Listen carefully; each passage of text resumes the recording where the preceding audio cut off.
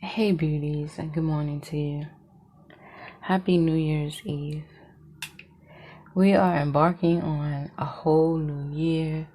We're about to hit 2022. And so today, my message is one of urgency, it's one of hope, and it's one of reverence for life. Recently, and this has been going on for everybody's lives at different times for different people, but every single day somebody leaves this earth. Every day, every second, every moment, somebody's taking their last breath.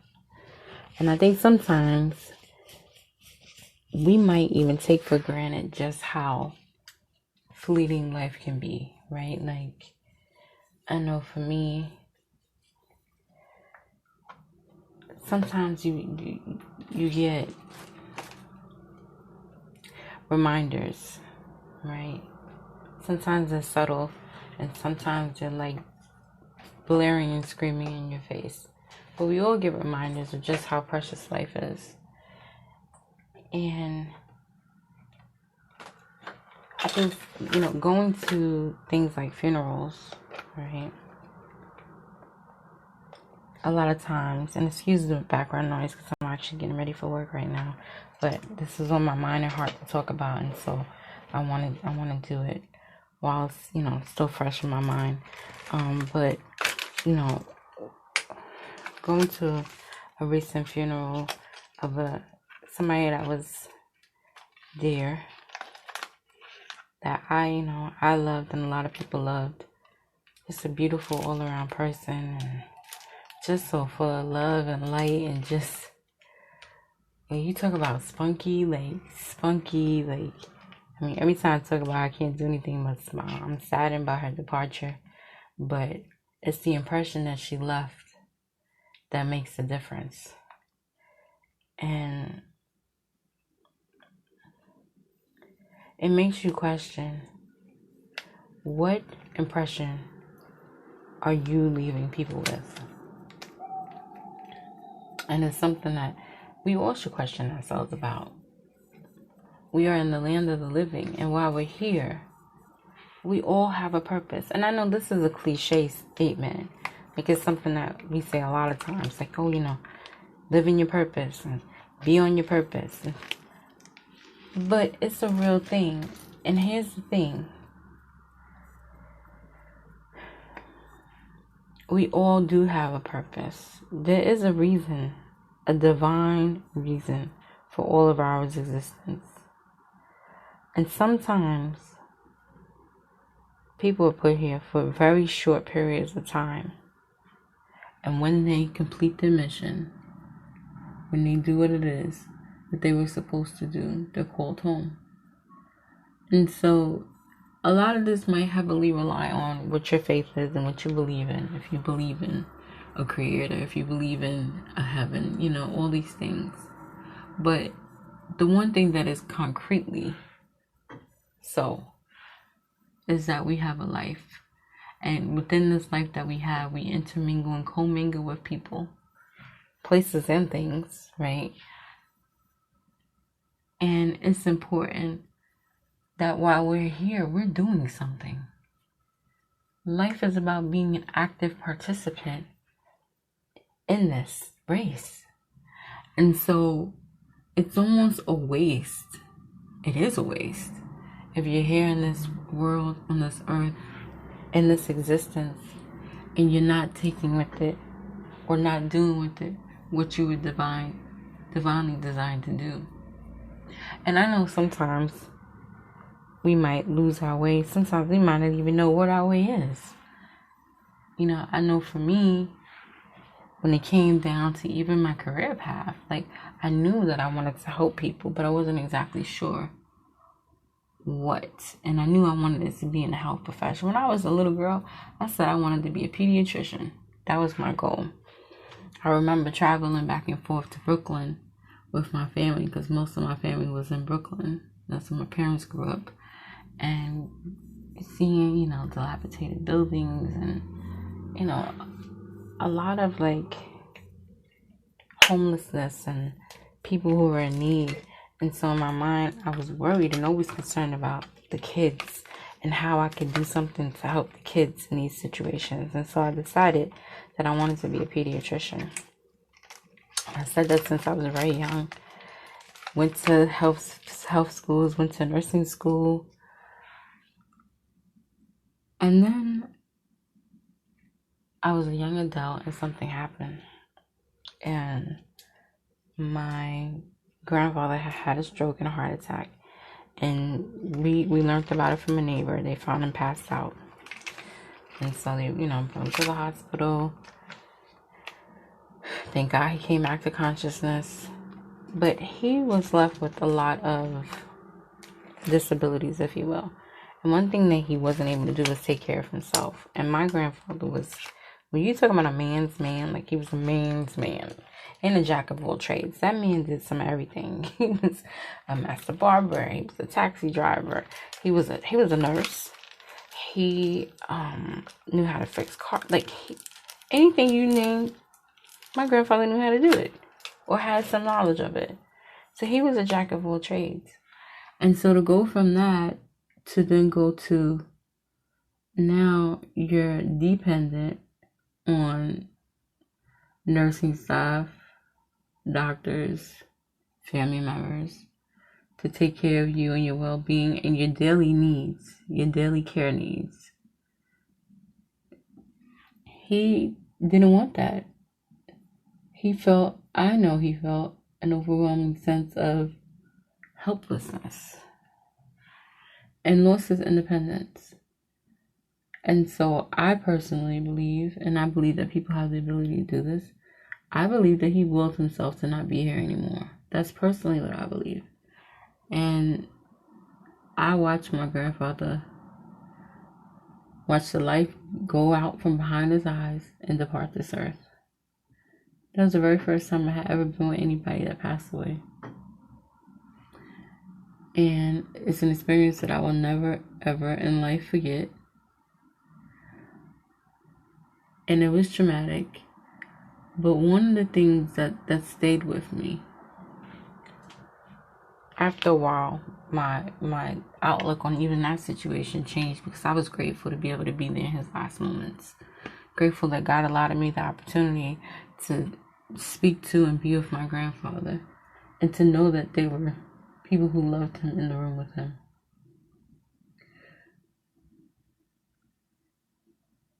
That was a huge deal for me. But the lesson that I walked away with was if he had felt a greater sense of independence, if he had felt like he was able to do more things for himself, maybe he would have stayed. And I always thought this and I always questioned this. And at the same time, simultaneously, I was on a journey of figuring out what my career path was going to be.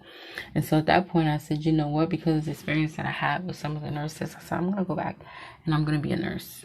That's what I'm going to do so that I can help people and help them when they're in their greatest of need. And that was my mission. So I started looking into nursing schools. Then I started also looking at other careers and stumbled upon the career that I'm currently in, which is called occupational therapy. And occupational therapy I was drawn to because their motto and their mission was to increase people's independence and help people to do the things that they feel are important for their lives, for their independence, for their happiness. And so that's how I became a therapist. And to me, it's one of the, I'm going to just give my profession some shine. One of the greatest professions in the world. Because in my mind, this profession gives people a sense of themselves. And so currently, now, fast forward, I was out of the game for a little while, but back in, and now I'm working in a nursing home. So now this is where, as always, all things connect. Every single day, I get to see people. I absolutely love my job. I get to help people accomplish goals. I get to help people do the things that they want to be able to do for themselves a lot of times. And even the people who can't do for themselves, at least to be able to, help them in their daily care and daily needs. And so I'm grateful for that. And working there has also given me a lot of perspective. And one of the things that I think about, and even yesterday this came up, when we talk about living in our purpose, right? Or the latest catchphrase, which it's funny because I'm a backtrack, but before the funeral happened, I wrote something for the person that passed away, and in that writing, I talked about she understood the assignment. And so even during this funeral, one of the presiding preachers mentioned this line, which to me was confirmation about she could go home and rest because she understood the assignment. And so when we are moving in this world, it's important that for us, while we are here, that we understand our assignment and fulfill our assignment so that we can go home. And if you believe, the Creator could say, job well done, you fulfilled your assignment. It's time to come on home. And for us looking out, a lot of us think that, oh, this happened too soon, or they had so much to live for.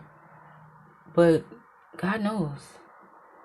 And if sometimes when you look, even with this person, the amount of people that came out, and clearly that was that wasn't even everybody that this person affected.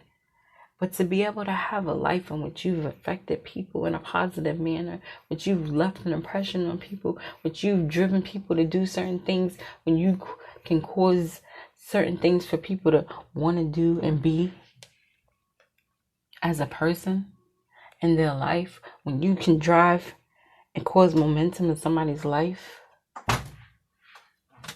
that is being on your purpose. And this person in particular, they did that. And they accomplished that. And then they left us. And I say left us, but, if you're a believer, you know that nobody quite leaves. No one quite leaves.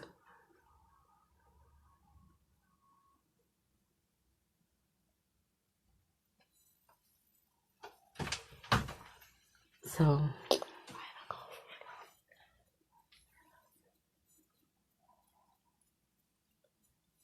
my question to you is, do you understand the assignment? Are you living in your purpose? Are you doing the things and affecting the change that you were meant to do? Do you have an idea that you were supposed to act on? Do you have a relationship that you were supposed to fulfill? Are you being fulfilled? Are you doing the things that you're supposed to be doing? Are you around the people and the venues that you're supposed to be around? Are you doing what you're supposed to be doing? Are you fulfilling your assignment? And I keep going back to my patients because every single day there's a lesson. And there's a lesson and lessons around all of us every single day. Sometimes we got to wake up and we got to open our eyes and look at what the lesson is. Look at what life is trying to teach us and trying to show us. And so I was thinking yesterday about the patients that I have. And I had one patient, this is so sweet, and he had a stroke. So his ability to do certain things is limited. And, being in a nursing home, it just helps me just to reflect about all the things that we sometimes take for granted. And me and him, we practiced one simple thing, which seems so simple. And this is when I think about how funny it is to just be in life, how one thing can seem so simple to one person and monumental to somebody else. And think about the abilities that you have right now, the skills that you have right now, the thoughts that you have right now, the assets that you have right now, and how fast they can be wiped away from you, how fast they can be altered, how fast something that you took for granted or something that you've not even thought about, that's an unconscious process, now is a conscious process that you have to think about and put energy behind and real work. And so with this particular gentleman, he said, "Can you help me with something?" I said, "Sure." He said, "I really just want to get out the chair and get back in bed with this leg." Because he couldn't stand on his leg for but so long. And his leg was weak. And one of his arms was weak. And I said, "Of course, let's try." In one shot, we got it done. And he was ecstatic. I mean, you would have thought this man won the lotto, but he did win the lotto. He won and gained some independence. He won and gained a goal. Just simply going from the chair to the bed. He said, "I'm so proud of myself. You don't understand. I haven't been able to do that." And it almost makes me want to cry because every single day we have all these things that we're able to do. And we don't even think about them. We don't even think about how monumental they are. How monumental they can become. The abilities that we have, that we're able to speak freely and think freely, have a clear mind. Some people don't have that. Your body does what it is that you want it to do. Some people don't have that. You can express yourself. Some people don't have that. You can walk. You can dress yourself. You can feed yourself. One of my clients can't even enjoy food. She's on a feeding tube.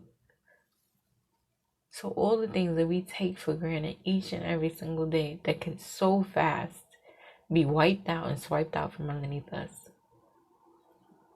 And so we have to, number one, give thanks. But we also have to be in awareness of what it is that we have. Be grateful for what it is that we have. And when we don't have and we want, we have to understand that there are going to be times when you have to put in the work for what it is that you want. There are patients that want to walk. There are some who will put in the work to walk. There are some who won't. There's some who don't even know what they need to do. Some don't have the understanding.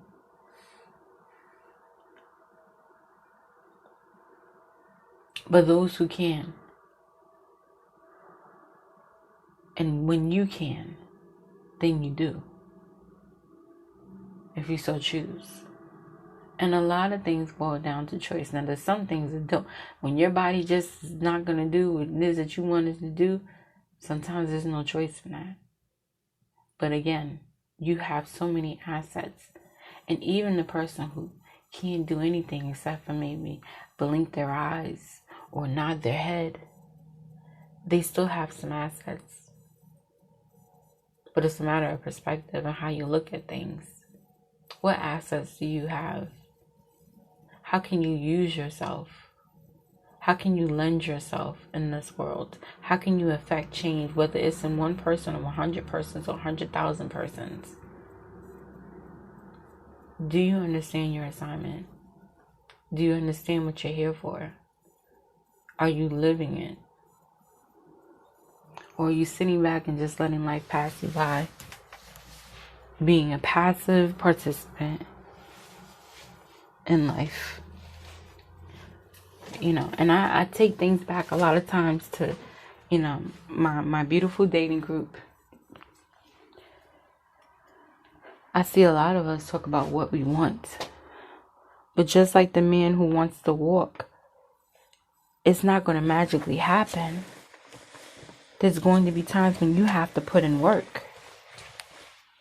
So you want to walk. You might have to practice just standing first. So you want to date. You might have to practice working on yourself first. So you want to go out. You might have to practice just being able to carry on a conversation with somebody. So you want a marriage. So you might have to practice just being in a relationship.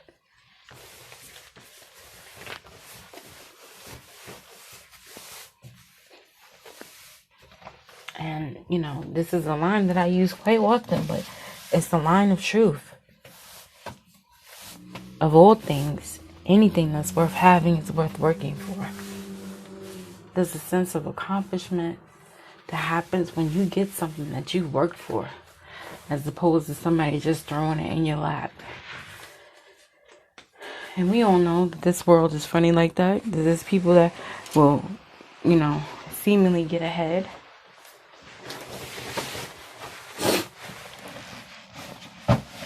Just off of no merit of their own, just because they know who they know or came up in the family that they came up in, or whatever.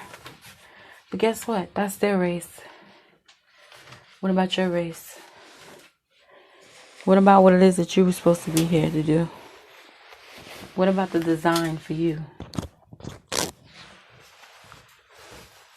in your life and who you're supposed to be in connection with? What about that? I'm moving this mic around. So I say all of that to say that we all have an assignment, that we only have one life to live.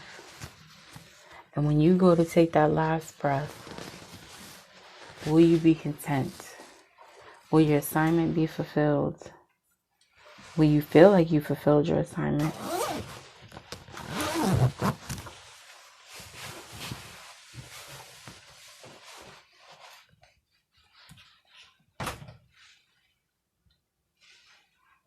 These are the questions. And you have the answers. And you have the ability to answer these questions. You have the ability to do the things. Be the things. Let's say don't sleep on your assignment. Don't sleep on your purpose. Don't sleep on life. And live it. Let's go into 2022 squashing goals. Let's go into 2022 accomplishing the things that we want to accomplish. Doing the things that we want to do. Being in the connections that we want to have. And if it doesn't exist, you make it happen. You make it exist. You form it. You do it. No more excuses. No more living below. Whether that's living below the radar, living below your purpose, living below expectations that you have for yourself. No more living below.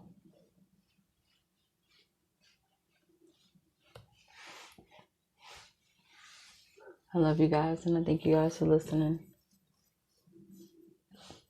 Let's have a beautiful 2022. Because the only thing that we have is right now. And some people are not going to make it to the ball dropping.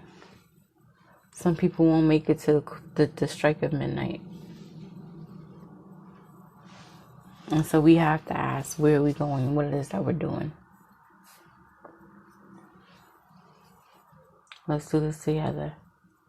Let's understand and fulfill our assignments. I love you guys.